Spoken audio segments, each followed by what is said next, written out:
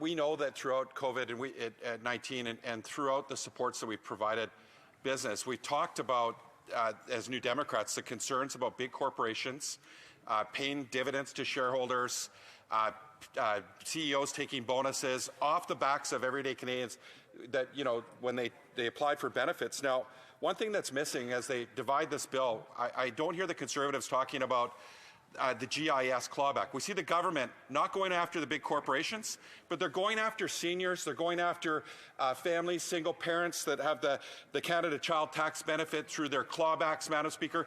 The most desperate Canadians. I think about women over 65. 1/3 of single women over 65, Madam Speaker, are living in poverty. So my question through you, Madam Speaker, to the member is, does he not agree that the government needs to change course? And I ask him why the Conservatives haven't put this in the amendment in splitting this bill and helping support the most vulnerable, especially, that this government's targeting.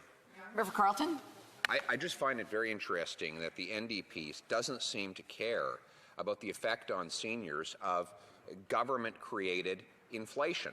Of course, inflation hurts savers the most. Seniors, because of this incredibly high inflation, get rates of return on their savings that are inferior to the rise in the cost of living, which means that they are every single year becoming poorer. Meanwhile, the cash creation that this government has done floods financial markets. Just yesterday, the finance minister said, sure, housing prices are up, food prices are more expensive, but don't worry, the stock market is rising. Well, of course it's rising. When you pump $400 billion into it, it goes up.